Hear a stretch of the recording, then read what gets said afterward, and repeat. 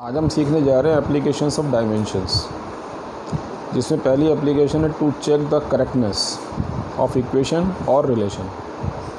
इस करेक्टनेस को हम लोग ट्रूथनेस भी कह सकते हैं, कंसिस्टेंस भी कह सकते हैं और वैलिडिटी भी कह सकते हैं। एक ही मतलब है, ठीक है। इसमें यूज़ होता है principle of homogeneity. Homogeneity principle क्या है कि किसी भी रिलेशन या इक्वेशन की दो साइड्स होती हैं, LHS और RHS। LHS पे कुछ क्वांटिटी होंगी, RHS पे कुछ क्वांटिटीज़ होंगी। तो आप क्या करेंगे, LHS की क्वांटिटीज़ की डायमेंशंस को सॉल्व कर लेंगे, जितनी भी है वो 3, 4, 5। पहले उनकी डायमेंशंस लिखेंगे, उसे सॉल्व कर लेंगे, एक डायमेंशन बन जाएगी। ऐसी RHS को पहले जितनी क्वांटिटीज़ उनकी डायमेंशंस लिखेंगे, सॉल्व कर लेंगे, फिर वो एक डायमेंशनल फार्मूला बन जाएगा।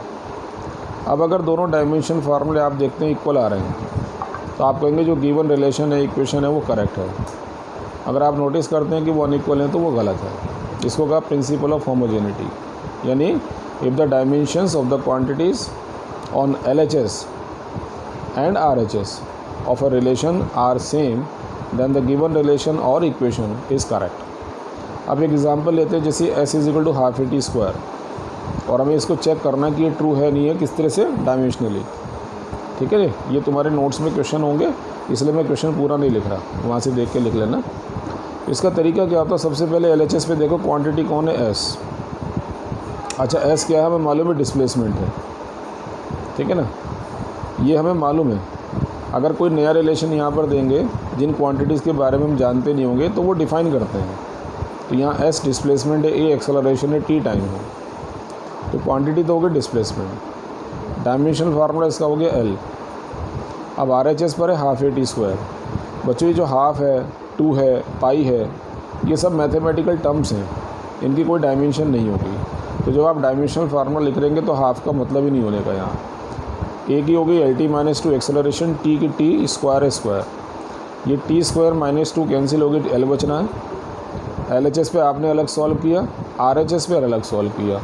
Dimensions on RHS, dimension on LHS, so given relation is correct. ठीक है, अभी ये रिलेशन बचता है, मैंने केवल इसका ये सेक्शन लिया, ये छोड़ दिया आपके लिए। ऐसे दूसरा क्वेश्चन है, time period of a simple pendulum is given by T = 2πL/g।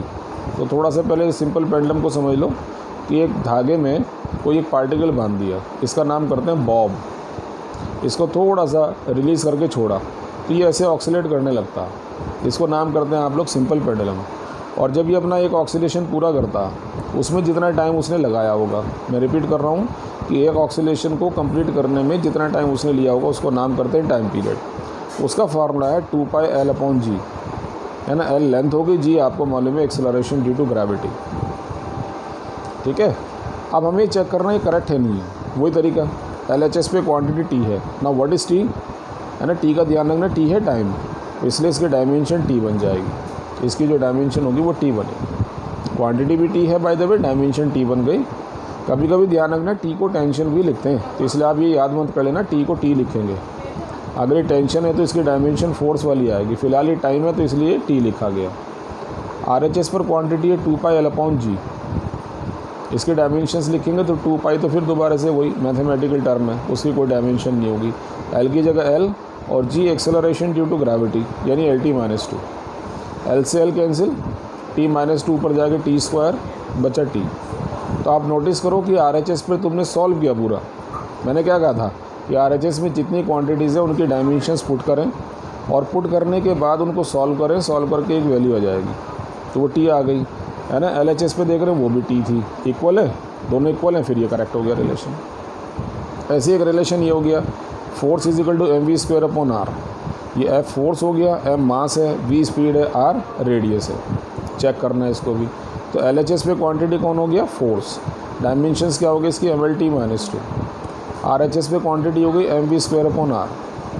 Dimensions, मास की M, V स्पीड है, LT-1, ये तुम्हें मालूम है, स्क्वायर करेंगे क्योंकि स्क्वायर है, अपॉन R यानी L। सॉल्व करो, M L², T⁻⁻1 का स्क्वायर -2/L।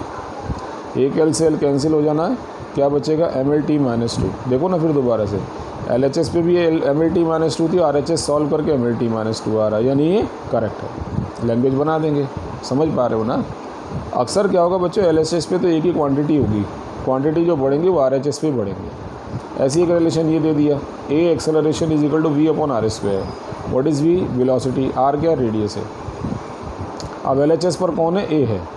डायमेंशन होगी इसकी LT-2, इसकी जो डायमेंशन है वो हो गई LT-2, एक्सेलरेशन है ना ये। और RHS पर है V upon R square.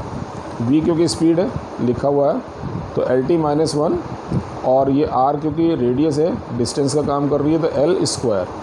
Solve कर रहे हैं तो ये L-1 T-1 आ रही है, देख रहे हो।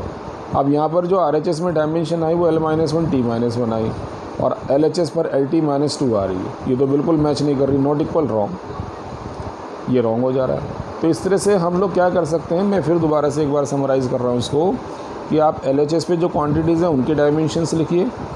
ध्यान रहे, आप LHS RHS को एक साथ लेके मत चलना कि इधर भी लिख रहे इधर भी लिख रहे, नहीं।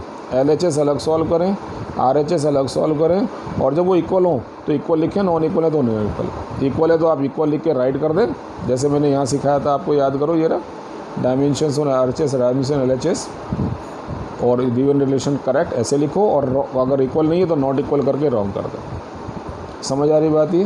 तो इस तरह से ये क्वेश्चन किए जा सकते हैं। बाकी तुम्हें मैं आज भेज दूँगा क्वेश्चन करने के लिए।